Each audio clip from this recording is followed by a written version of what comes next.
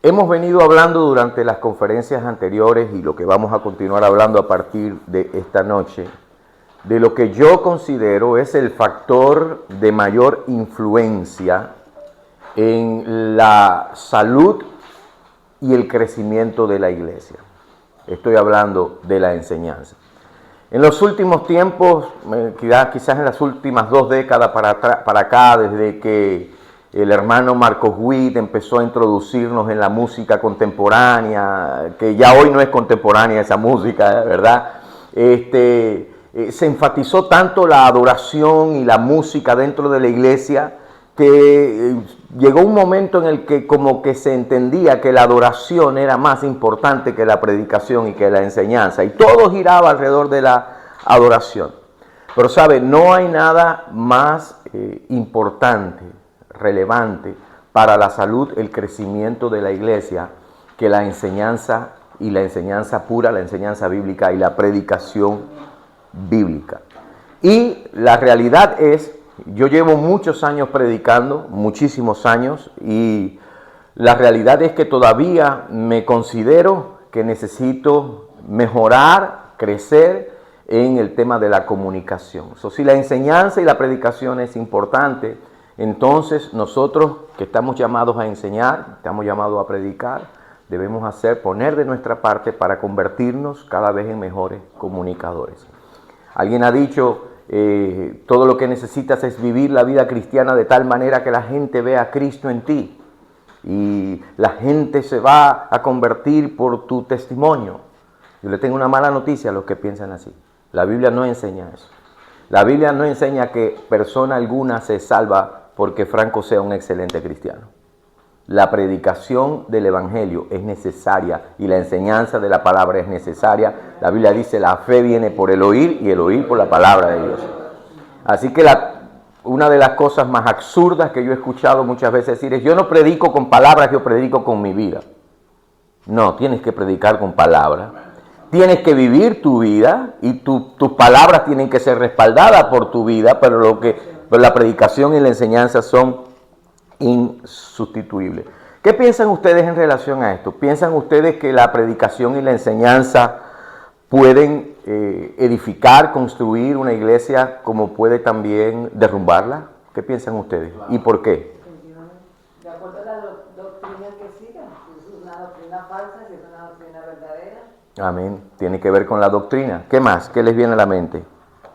Lo que está basado en la enseñanza, en la palabra. Porque la palabra es el todo en el desarrollo y la formación espiritual de cada individuo y de la vida de una iglesia, es la palabra de Dios. Muy bien, excelente. Entonces, la realidad es que la gente, aunque no lo diga y aunque no lo demuestre, la gente tiene preguntas y está buscando respuestas. Y la gente llega a las iglesias porque tienen preguntas y están buscando respuestas. Y hay gente que Dios pone en nuestro camino que tienen preguntas y están buscando respuestas, aunque ellos ni siquiera estén pensando en una pregunta y nosotros no estemos pensando en una respuesta. Ahora, la Biblia tiene las respuestas a las preguntas del hombre, especialmente a las preguntas existenciales. La Biblia tiene, la palabra de Dios es la respuesta.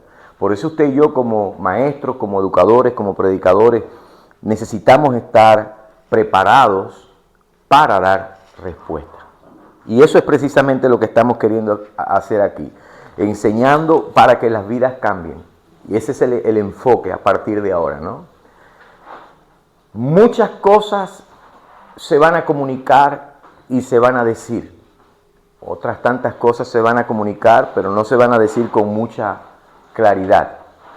Pero muchas cosas se van a decir y muchas cosas vamos a invitar a que la gente haga, pero no necesariamente todo lo que se diga se va a hacer.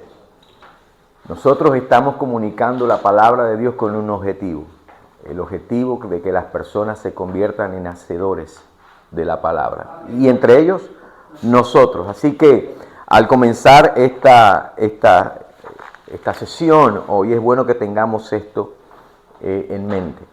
Y es bueno que siempre estemos buscando nosotros, ya sea aquí o de alguna otra manera, que estemos buscando formas en las que nosotros podemos mejorar en nuestra habilidad de comunicar, en la capacidad de comunicar. Yo le contaba en la sesión pasada que mi mejor crítica, yo soy muy exigente con mis propios sermones, con lo que escribo, con lo que preparo, con lo que estudio, soy muy exigente. Pero les decía a los que estaban la última vez, que una persona en mi vida que Dios usa para eso precisamente es mi esposa, ¿verdad? Mi esposa me hace observaciones y le contaba a ellos que en una ocasión, recién casados, le di el bosquejo con todas mis notas a mi esposa y le dije, mira, léelo y táchame las cosas que no debo decir.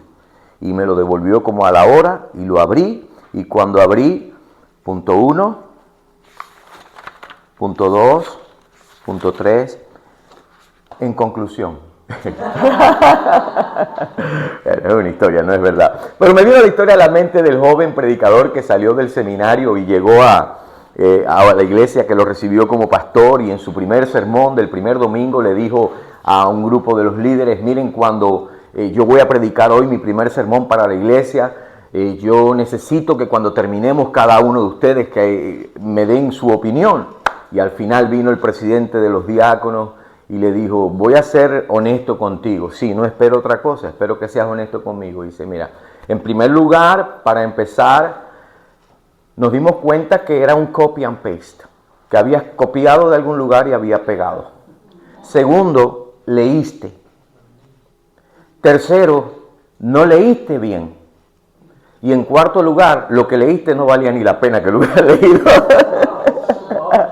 Bueno, quizás no necesitamos personas tan crudas en nuestras vidas, ¿verdad? Tan directas. Pero solamente lo que quiero ilustrar con esto es la necesidad que nosotros tenemos de prepararnos para comunicar. Y el punto, y usé el ejemplo de copy and paste, porque eso está de moda, copy and paste. Pero lo usé precisamente porque quiero enfatizar algo. Cada uno de nosotros es único en esta tierra. No hay otro como tú. Y algunos dirán, de la que se salvó el mundo. No, no hay otro como tú en la tierra. Lo que quiere decir que tú no tienes que ser la imitación de nadie y yo no tengo que ser la copia de nadie. Yo no tengo que ser como tal maestro, yo no tengo que ser como Billy Graham. Y déjeme decirle, porque en mis años cuando empecé en el ministerio, sí, miraba a esos predicadores y yo quería ser como uno de ellos, hasta que Dios trató personalmente conmigo. Pero todos somos diferentes, pero todos tenemos algunas cosas en común. Todos tenemos, por ejemplo, la misma cantidad de tiempo al día. A ninguno de nosotros nos dan más horas ni más minutos que a otra persona. Todos tenemos la misma cantidad de tiempo. Todos tenemos al mismo Señor y al mismo Salvador. Todos tenemos al mismo Dios como Padre. Todos tenemos el mismo libro, que es la palabra de Dios. Todos tenemos el Espíritu Santo. Tenemos eso en común. Y a todos Dios nos ha mostrado la misma gracia. A todos Dios nos ha salvado por la fe en el Señor Jesucristo. Y algo que tenemos en común, este grupo que está aquí, es que tenemos el deseo de que Dios nos use para enseñar su palabra a otras personas. Tenemos eso en común. Ahora, ¿por qué le digo esto? Porque tenemos una responsabilidad. Le digo la verdad, yo no sé, hay predicadores y maestros que tienen una habilidad para cada domingo enseñar, a hacer algo diferente, especialmente los que usan la técnica visual de enseñar con objetos, como aquel que le conté que trajo el ataúd. Esto. Mire, yo le voy a decir algo, no tiene que ir a esos extremos, le voy a decir por qué. Porque un día se te van a acabar los recursos, pero lo que nunca se te va a acabar es el contenido de la palabra de Dios. Ese siempre va a estar ahí. Así que lo que quiero decirle, y me puse a mí como ejemplo, es porque estoy compartiendo esto no como una autoridad, tú sabes que se la sabes toda, se lo he dicho varias veces a lo largo de estas conferencias, pero lo estoy diciendo como alguien que dice, lo que he recibido del Señor lo quiero compartir con ustedes. De hecho, la última vez que nos reunimos hablábamos de ese compartir. De hecho, les voy a contar algo. Bendito sea Dios. Anoche yo estaba soñando que estaba así en un ambiente como este y había un grupo de personas más grandes. Y yo recuerdo que cuando desperté, lo único que recordé es que yo le decía a los que estaban allá, el Señor nos está hablando. La retroalimentación que hay en este retroalimentación, que es decir, yo estoy hablando de ustedes, ustedes me están hablando a mí. Yo estoy edificándolo con las palabras de ustedes y ustedes me están edificando a mí. No sé por qué soñé eso, pero quizás tenga que ver con este grupo, tenga que ver con el hecho de que nos estamos edificando mutuamente. No estoy aquí como la gran autoridad, ¿verdad? Todavía tengo mucho que crecer. Pero hay dos cosas. Cuando se trata de la enseñanza o de la predicación bíblica, tenemos que ser claros con nosotros mismos y tener estas cosas que les dije presentes. No somos la copia de nadie, somos únicos, ¿no? Debo ser un poquito exigente con mi preparación, con mi tiempo, con todas esas cosas. Y también tener en cuenta que una predicación o una enseñanza efectiva, la persona que enseña tiene que hacerlo en base a 3 convicciones fundamentales. Número 1, la Biblia es la autoridad de la palabra de Dios. Lo segundo es la verdad que revela la Biblia. La Biblia revela toda verdad. La Biblia es la verdad. Tiene autoridad, es la verdad. Por lo tanto, la Biblia es relevante y la Biblia es importante. Y nadie está listo para enseñar si no tiene esto como fundamento. De ninguna manera. Ahora, hay diferencia, obviamente, y se hace muchas veces la diferencia entre predicar y enseñar. Y cuando hablamos de las técnicas, métodos y todas esas cosas. Cuando hablamos de predicar, estamos hablando de los sermones a modo de conferencia dirigido a un grupo X. No tiene que ser grande, no necesariamente tiene que ser pequeño. Cuando hablamos de enseñanza, estamos hablando de lecciones, pero le voy a decir la verdad. El sermón enseña. Y en ocasiones yo he escuchado enseñanzas que son sermones y sermones que son enseñanzas. No estamos diciendo que se desvincula todo esto, al contrario, ¿verdad? Se enriquece mutuamente. Ahora, en la elaboración de este material yo quise ser lo más práctico posible, desde la parte que me tocó a mí, y empecé a buscar de todos los materiales conocidos. Y si hay alguien que Dios usa mucho en lo que tiene que ver con la aplicación práctica, si ustedes no han leído de él, no han escuchado de él, él es el pastor Rick Warren. Dios lo usa mucho y este material que estamos usando a partir de hoy es un material que forma parte del currículo del Instituto de Liderazgo que ellos tienen. Así que bueno, vamos a movernos. Hoy vamos a ver 10 lecciones acerca de la enseñanza. Les anticipo que hay un error en el libro. Dice el punto 1 y luego debería decir punto 2, pero repite punto 1 otra vez. Entonces cuando cuenta parece que hay 9, pero hay 10. Así que le pone un 2 al lado cuando lleguemos allá. 10 lecciones acerca de la enseñanza para que las vidas cambien. Estamos hablando de transformación, ¿cierto? Ahora, alguien decía la última vez que nos reunimos, comienza con nuestra propia transformación. Nosotros no podemos ser instrumento de transformación si nosotros mismos no estamos siendo transformados, ¿cierto? Así que lo primero que tiene ahí en sus notas para llenar es esta lección número 1. Todo comportamiento se basa en una creencia. Quizás alguna vez te has preguntado, hice tal cosa, ¿y por qué hice tal cosa? A lo mejor algo que tiene que ver con el carácter, a lo mejor algo que ni siquiera te define a ti como persona, pero lo hiciste, ¿no? Quizás lo hiciste porque pensaste que en ese momento era lo más correcto hacer. Incluso a veces hacemos cosas que nosotros sabemos, Dios dice lo contrario de lo que vamos a hacer, pero aún así terminamos haciéndolo. El pastor Rick Warren enseña y dice, eso sucede porque todo comportamiento tiene como trasfondo, como fundamento, algo que está la persona creyendo. Está mal, pero lo están creyendo. Así que detrás de cada comportamiento hay una creencia. En segundo lugar, les dije que nos íbamos a mover un poquito rápido en esto. En segundo lugar, que es el 1 en realidad, que es el 2, dice uno en sus notas, y yo formé tremendo enredo aquí con el PowerPoint. Detrás de cada pecado, por tanto, hay una mentira que estoy creyendo. Cuando pecamos, es posible incluso que creamos hasta que estamos haciendo lo mejor. Y quizás en la temporada que estamos no sería bueno que mencione, por ejemplo, los taxes. A veces decimos, yo sé que Dios dice que haga esto, pero yo voy a hacer lo otro. ¿Qué estás haciendo? ¿Por qué lo estás haciendo? ¿Por qué lo hacemos? Porque estamos creyendo una mentira. Cuando nosotros vamos a Génesis, cuando el pecado entra en el mundo, la desobediencia entra, ¿por qué entra? Porque se creyó una mentira. ¿Sí? Lo que el tentador, la serpiente, estaba diciendo no era exactamente lo que Dios había dicho. Estaba mintiendo. Detrás de cada pecado hay una mentira que estoy creyendo.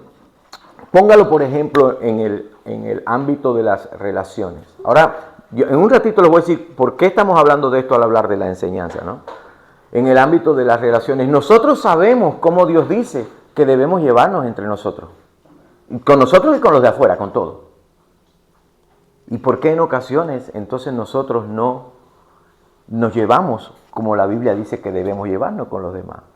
¿Por qué hacemos acepción de personas? ¿Por qué no tratamos con el mismo respeto a todas las personas? ¿Por qué no hacemos eso? Porque estamos creyendo una mentira. ¿Sabe?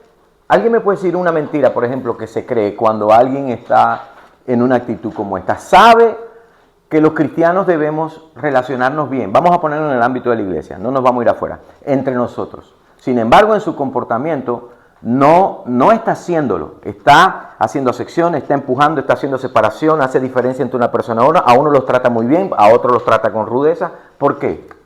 La mentira que se dice a sí mismo que está justificado lo que está haciendo. Justificado, ¿verdad? Y muchas veces eso tiene que ver con, bueno, a fin de cuentas, esa persona se lo merece. No estamos creyendo la mentira de que esa persona se merece que yo la trate así, ¿no? Podríamos hablar mucho más de eso, pero es para solamente darle un poquito de cuerpo al punto. Detrás de cada pecado hay una mentira que estoy creyendo. Sí, cómo no. En psicología cognitiva decimos esquemas mentales, ¿me entiendes? Dice que cuando caen esos esquemas mentales, cuando comenzamos a trabajarlos, porque son equivocados y están muy relacionados con esto y con lo que está. Entonces, ¿por qué yo trato mal al hermano? O a este le doy más atención y a lo que usted está manifestando. Porque dentro de mí hay un esquema que me hace actuar de esa manera. Y quizás ese esquema está desde la infancia, porque lo aprendí de mi abuela, lo aprendí de mis padres, porque quizá lo hacían, entonces yo lo asimilé.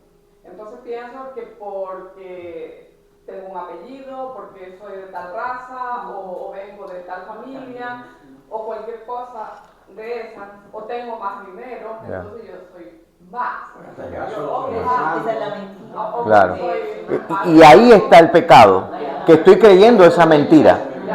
Estoy... Eso es como decir el iceberg. Sí, ese sí, la parte oculta del iceberg, claro. Mientras no trabajamos toda esa estructura interna, no hay un cambio. Ahora, cuidado con eso, porque si lo tratamos al nivel psicológico solamente y no espiritual, estamos desviando totalmente a las personas. Porque la raíz realmente de todo comportamiento, incluso de la formación contextual, donde tú creciste, donde te criaste, todas esas cosas, cuando tú vas a la raíz espiritual, no vamos a desvincular, porque lo que vamos a tratar entonces es de destruir esa base, que hay que destruirla, pero sin identificar que es pecado. Y ahí está el problema. Creo que tenemos que pensar en que somos seres tripartitos, somos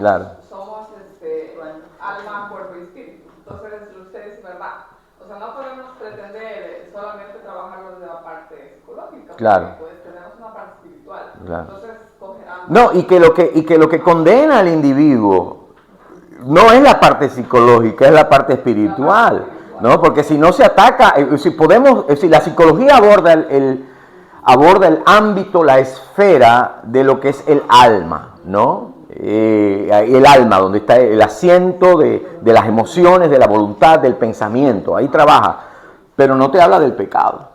Entonces nosotros podemos identificar, creciste de esta manera, te criaste de esta manera, vamos a atacar eso, vamos a modificar la manera en que tú ves eso y te empiezas a comportar de una manera diferente, pero no resolviste el problema del pecado.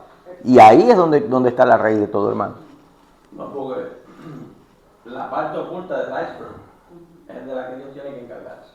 Porque esa es la que no debe, esa es la del corazón. Claro. Es la que atiende el pecado, que atiende lo espiritual.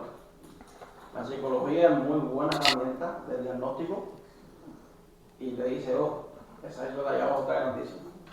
Ya. Pero ya vamos solamente a llegar a Dios. Pero fíjense qué interesante, claro, fíjense qué interesante lo que la hermana Berenice dice, porque cuando nosotros vemos a las personas y el comportamiento de las personas, nosotros vemos cómo actúan, pero no vemos las raíces, no vemos eso, ¿no? Ya. Entonces, el paradigma que necesita ser cambiado, y verá qué interesante. Cuando eso cambia, es un cambio de negro a blanco. Claro. O sea, cuando le atacamos a eso directamente, eso es una cosa tremenda. Yo le voy a dar una idea en esto, hermana. Yo creo que debemos atacar el pecado para que a partir del nuevo nacimiento la persona sea equipada con el poder del Espíritu Santo. Porque si nosotros nuevamente nos enfocamos solamente en el aspecto psicológico del individuo, estamos dejando lo que... No, y no solamente, además de la raíz, lo que condena al individuo. Y tú puedes tener una modificación de tu actitud genial, puedes ser el mejor ciudadano porque un buen psicólogo te llevó a destruir todos esos paradigmas y a cambiar tu manera de ver la vida y todo lo demás, pero sigues con el pecado. Vas definitivamente a recibir la paga del pecado. Entonces yo creo que es una combinación de ambas cosas, pero empezar, y eso es lo que la enseñanza bíblica hace, ¿verdad? La enseñanza bíblica hace. Ahora, cuando empezamos a trabajar con la raíz, que es el pecado, entonces es que vamos a... perdón, usted iba a decir algo. Ya. No, pues yo escuchándolo de psicológico, lo espiritual, en mi vida personal espiritual, es cuando muchas veces el Señor es el que remueve todo, el que lo transforma a uno. Amén. O sea, cuando no está en la presencia de Él y cuando no está con la palabra, con un versículo, o también pone la mentira, lo que uno está en el pecado, también lo pone con situaciones difíciles que uno, ahí es cuando el Espíritu le redarguye que uno está haciendo mal. Ya. Y entonces, ahora, ¿por qué hablo de esto? Porque el trabajo de nosotros, el trabajo de los psicólogos tiene que ver con el aspecto psicológico.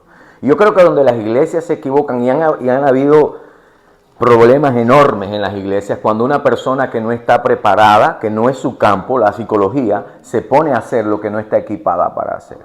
Y descuidamos lo que nosotros estamos llamados a hacer. Ahora, hay personas que tienen, como nuestra hermana, que tiene la preparación, tiene la formación, tiene la profesión, la educación, la experiencia, ¿verdad? Ahora, como maestros bíblicos tenemos que tener mucho cuidado de nosotros no meternos en un área que realmente no estamos preparados para deal con eso. No es todo el mundo el que puede llevar a un individuo en la esfera psicológica a cambios de paradigmas. Pero cualquier maestro bíblico está equipado y está preparado, llamado y ungido para guiar a las personas a esos cambios de paradigma y a reconocer su necesidad, ¿verdad? Yo pienso que la Biblia tiene bastante argumento para contrarrestar todo ese tipo de cosas. Claro. Bastante. Por ejemplo, Filipenses 4:3, en eso pensar. O sea, es como reemplazar una cosa y poner otra. Ya. Y pienso que cristianamente tenemos... Bueno, yo lo llevo más lejos. La Biblia dice que nosotros tenemos la mente de Cristo. Y ahí cambia. Pero ¿cuándo tenemos la mente de Cristo? Cuando atacamos el pecado. Porque la psicología no me va a dar la mente de Cristo. Es el arrepentimiento. Ahorita vamos a hablar de eso. Ahora, el desafío para nosotros como maestros está en que nosotros vemos el comportamiento, pero lo más difícil es descubrir cuál es la mentira que esa persona está creyendo, ¿verdad? ¿En qué está basado? ¿De dónde sale ese comportamiento? Por lo tanto, mire lo que vamos ahora, cómo todo lo que hemos hablado se resume en esto. El cambio siempre comienza por la mente. Siempre comienza por la mente, lo que estaba al final diciendo nuestra hermana Berenice. Y para empezar en la mente tenemos que empezar con la mentira. Tenemos que empezar con la creencia detrás del comportamiento. Y hablando de la Biblia, enseñando Romanos 12, 1 y 2. Os ruego por la misericordia de Dios que... ¿Qué dice? Que presentéis vuestros cuerpos en sacrificio vivo, santo, agradable a Dios, que es vuestro culto racional. No os conforméis a este siglo, sino transformaos por medio de la renovación de nuestro entendimiento. ¿Sabe la palabra entendimiento cuál es ahí? Mente. Mente, transformación de la mente. ¿Por qué? Porque la manera en que tú piensas, esos paradigmas, la manera en que uno piensa determina cómo uno se siente. Y la manera en que nos sentimos entonces determina cómo nos comportamos, cómo actuamos. Esa es la forma. Por lo tanto, tenemos que empezar por lo primero, la mente. No, déjeme decirle, en mi experiencia, en la vida de la iglesia, especialmente cuando era mucho más joven, el enfoque, y muchas iglesias legalistas están enfocadas en lo errado, están enfocados en cambiar el comportamiento. Deja de hacer esto y empieza a hacer esto. Y hermanos, esa es la forma incorrecta, porque la persona, es decir, no comenzamos por la acción, comenzamos por ¿dónde? Por la mente, comenzamos por el entendimiento, sí, hermano. Para añadir un versículo a eso, a mí siempre, desde que me convertí, me fascinó esta versión de King James, en inglés, que dice, For God has not given us a spirit of fear, but of power and love and sound mind. Yeah. La versión inglesa de 2 Timoteo 1:7 dice, porque no nos dio espíritu de cobardía, sino de amor, poder Y dominio propio. y una mente sana. Una mente sana en inglés, sí. En inglés es una mente sana. Yeah. So, ahí empieza todo. Ahí empieza todo. ¿Y qué estamos haciendo nosotros? Les decía, pensamos, sentimos, actuamos. ¿Cómo? ¿Qué palabra es? 2 Timoteo, capítulo 1, versículo 7. Perdón. Yeah. Versión Ahora, King James. para ayudar a que la gente cambie, debemos cambiar sus creencias primero. Es decir, ¿dónde está esa base, esa parte oculta del iceberg que traía a colación nuestra hermana? Todo eso que tú has creído y todo lo que ella nos describió con exactitud. Para ayudar a que la gente cambie, debemos cambiar lo que está creyendo. Ahora usted está diciendo, wow, pero somos nosotros los que cambiamos. Al ratito vamos a aclarar algo acá, ¿ok? La realidad es que la batalla, y aquí estamos hablando fundamentalmente del pecado, es la mentira que estamos creyendo en relación al pecado. La batalla por el pecado siempre comienza en la mente. Este es el campo de batalla. Por lo tanto, tenemos que ayudar a las personas a ver las mentiras que están creyendo. De hecho, hermanos, vamos a llevarlo a nosotros. Tenemos que nosotros pedirle a Dios que nos ayude a ver qué mentira estamos creyendo cuando nosotros somos los que estamos en desobediencia. Jesucristo dijo el Señor, y conoceréis la verdad, y la verdad os hará libre. ¿Por qué me enfoco en nosotros? Porque para nosotros ayudar a otros a ser transformados, nosotros tenemos que ser transformados. Para ayudar a otros a ver las creencias defectuosas, tenemos nosotros que ver nuestras propias creencias defectuosas. Por lo tanto, el punto, no sé si es 5. Tratar de cambiar el comportamiento de las personas, lo que les decía hace un ratito, sin cambiar sus creencias, es una pérdida de tiempo. Yo crecí en una iglesia que no era legalista en realidad, donde me convertí, la iglesia metodista de Mayarí en Cuba. Ahí me convertí al Señor. Pero en el pueblo había una iglesia que era muy famosa por lo legalista que era.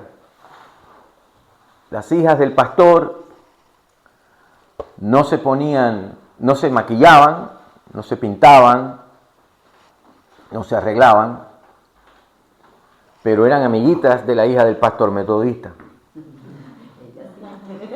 Y cuando ellas venían a casa del pastor metodista, adivinen qué hacían en el cuarto. Se maquillaban, se pintaban, estaban un rato y después se lo quitaban y se iban. Estaban basando su comportamiento en una mentira. Tratar de cambiar el comportamiento de las personas sin que la persona cambie lo que piensa de eso, sin que la persona cambie sus creencias en relación a eso, es una pérdida de tiempo porque simplemente van a volver a hacerlo. Y hemos visto personas que wow, cómo ha cambiado y de repente vuelve otra vez y vuelve otra vez. Y cambió y vuelve otra vez y cambió y vuelve otra vez. Porque el enfoque estaba en el comportamiento, no en la raíz. Así que el punto número 6, y aquí es donde se pone bonito esto también, porque el término bíblico para cambiar tu mente, ay pastor, yo pensaba que era para cambiar la conducta, arrepentimiento. No, el término bíblico para cambiar la mente es arrepentimiento, y de eso es lo que estamos hablando. Arrepentimiento, metanoia, creo que lo tienen en sus notas. Cambiar la manera de pensar, cambiar la mente. Es cambiar la forma en que estoy pensando en relación a algo. Y no es solamente cambiar por cambiar, y aceptar que lo que Dios está diciendo en su palabra es lo correcto. Eso es lo que es el arrepentimiento. Cambiar la manera en que yo estoy pensando en relación a algo. Es aceptar que lo que Dios está diciendo es la verdad, es lo correcto. Y aquí volvemos al punto de paradigmas, como mencionábamos hace un ratito. Como maestros, nosotros también tenemos la responsabilidad y estamos en la tarea, en el trabajo del cambio de paradigmas. Es decir, ¿qué es un paradigma? Un paradigma, cuando hablamos de paradigma, ¿de qué hablamos? Es un conjunto de valores, de creencias, ¿verdad? Incluso de actitudes que la persona tiene en relación a algo, con relación a la vida, con relación a cualquier cosa, ¿no? Entonces, parte de nuestro trabajo espiritual es el trabajo de cambiar la manera de pensar de la gente. ¿Cómo lo hacemos? Es la pregunta. Bueno, punto número 7. Tú no cambias la mente de la gente. El Espíritu Santo, por medio de su palabra, la aplicación de la palabra es lo que hace. Recuerda las 3 convicciones: autoridad de la palabra es la verdad, y la palabra es lo más relevante e importante. Y es importante que nosotros como maestros tengamos eso. ¿Sabe por qué? Por varias razones. Primero, porque si tú piensas que tú o yo pensamos que nosotros somos los que cambiamos la gente, cualquier esfuerzo que hagas va a terminar en frustración. Y cualquier esposa te diría, no, de verdad que no lo cambiamos nosotros. Siempre me gusta recordar la historia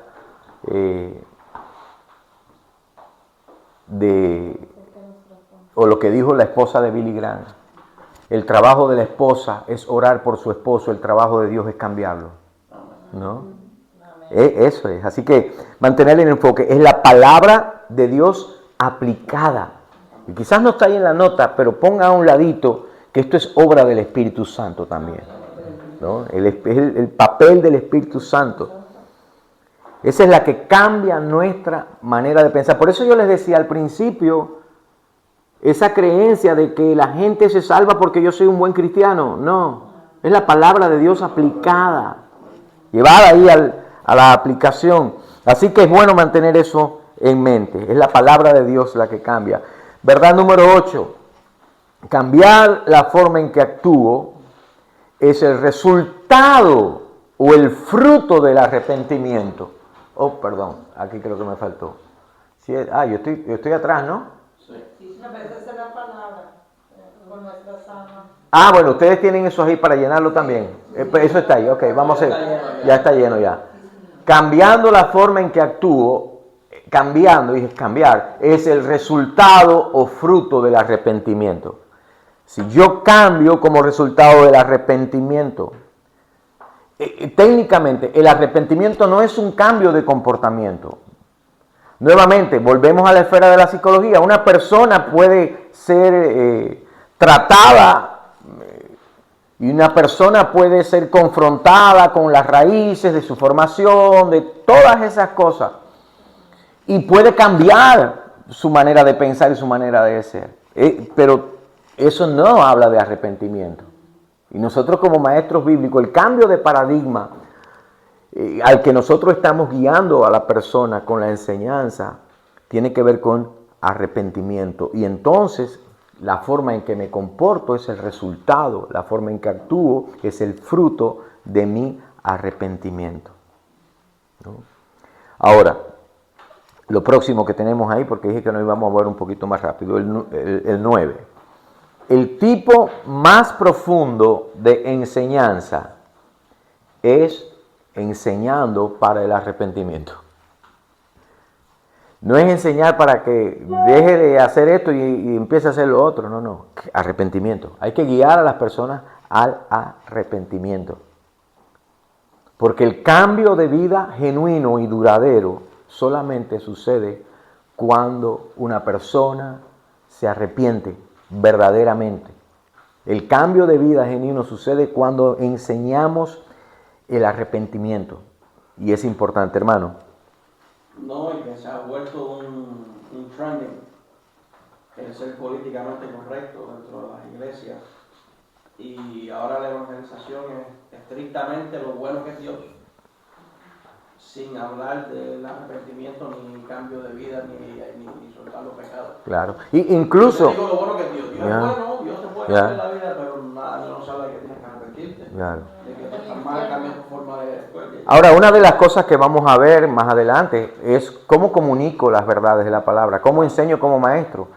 Porque sí, y de un ratito lo vamos a mencionar, tiene que ver con eso. Sí, obviamente vamos a enfocarnos en lo bueno. Dios es bueno, es tan bueno que te da la oportunidad de que te arrepientas. No es que si tienes que arrepentirte porque vas para el infierno. No, Dios en su bondad proveyó para que tú te pudieras arrepentir. Por lo tanto, usted y yo debemos de tratar de comunicar la palabra de Dios a las personas de tal manera que la gente cambie su manera de pensar y responda en arrepentimiento, ¿no? Así que vamos a la Biblia. ¿Qué predicaban los predicadores del Nuevo Testamento? Juan Bautista, el propio Jesús, los discípulos, Pedro, Pablo, Juan. ¿Cuál era el mensaje? Arrepentidos, arrepentidos, arrepiéntanse, arrepiéntanse, arrepiéntanse, ¿no? Ahora, número 10. Para producir un cambio de vida que dure, debes iluminar la mente. Mira aquí, el hombre es un ser tripartita, espíritu, alma y cuerpo. Debes iluminar la mente, involucrar las emociones y desafiar la voluntad. En otras palabras, hay un elemento que tiene que ver con el conocimiento, iluminar la mente, un elemento que tiene que ver con el sentir y hay un elemento que tiene que ver con el hacer, la voluntad. De eso estamos hablando. Por lo tanto, ¿se quedó alguien atrás? Iluminar la mente, involucrar las emociones y desafiar la voluntad. ¿Ya? Por lo tanto, cada mensaje se reduce a 2 palabras. ¿Lo harás? Así de sencillo. Cuando nosotros estamos concluyendo una clase y terminando una clase, una predicación, la pregunta que la gente debe tener a ese punto ya activa es: ¿qué voy a hacer como resultado de esto? ¿Qué voy a hacer como resultado de esto que me han enseñado? Así que, Rafael, volviendo a lo que tú mencionaste hace unos minutos, se necesita, especialmente en nuestros tiempos, valor para ser un predicador y un maestro que enseñe sin comprometer la palabra pura, ¿no? Y esa es ¿qué estamos buscando? Queremos que las personas cambien. Y eso es un problema a lo largo de toda la historia de las escuelas dominicales, de los discipulados y todo, que pensamos que es solamente venir, dar una lección, poner un poco de información ahí. Algo tiene que pasar en la gente. Es más, que yo le digo, cualquiera que sienta que lo que tiene que hacer es pararse delante de una gente y darle información sin que haya cambio, sin que eso mueva a alguien a arrepentimiento, a cambiar, a crecer, no sé, no pierda el tiempo, no enseñe nada. No lo pierda. Ahora, por eso no podemos preocuparnos de lo que la sociedad piensa, lo que el mundo piensa. En el momento en que, y aquí es donde está todo, en el momento en que yo empiezo a preocuparme en lo que, como dijiste, correcto, políticamente correcto, estar políticamente correcto, que lo que la gente va a pensar, en el momento en que tú empiezas a decir, usted está permitiendo como maestro que la cultura, la gente sea quienes Definan lo que usted tiene que enseñar y cómo tiene que enseñarlo. Y cuando de los maestros de la palabra, predicadores, no tienen el deseo de retar a las personas, de desafiar a las personas y de incluso proponer un cambio, un arrepentimiento, entonces hasta que eso no sucede nosotros no vamos a ver transformación ni en la sociedad, ni en la familia, ni siquiera en la iglesia. El teólogo P.T. Forsyth dijo: lo que el mundo está buscando es un evangelio con autoridad hablado a través de una persona humilde. ¿No? Así que, terminando ya esta sesión, mi deseo para mí como maestro y como predicador, pero también para ustedes, es que nosotros, ¿qué voy a hacer? Recuerda que toda enseñanza y todo mensaje termina con ¿lo harás? Si hemos recibido todo esto aquí, ¿qué voy a hacer? O sea, ¿voy a seguir enseñando de la misma manera? ¿O voy a seguir comunicando de la misma manera? ¿O voy a seguir creciendo para ser más efectivo y un mejor instrumento en las manos del señor Oscar? En la clase que nosotros estamos cogiendo, mira lo importante que es la clase que usted está dando, pastor. Había una discusión de cuándo venía el Señor. Y venía por nosotros. Y el pastor Roger, que estaba dando la clase, dijo: mira, la respuesta que yo tengo para todos los que están escuchando la clase es Mateo 24, del 1 al 51. Y yo lo leo de lunes a jueves en unos como 10 capítulos de cada día. ¿Por qué? Porque ahí está la verdad de cuándo de verdad el Señor viene. ¿Por qué Él dice eso? Porque tenemos que estar preparados. Entonces, cuando la gente entrega la vida al Señor y no sabe lo que está pasando, por eso es que nosotros tenemos que estar, porque va a venir mucho engañador, mucho que este es el Señor, que el otro, que entonces que cuidado, que ahí está clarito, Mateo 24.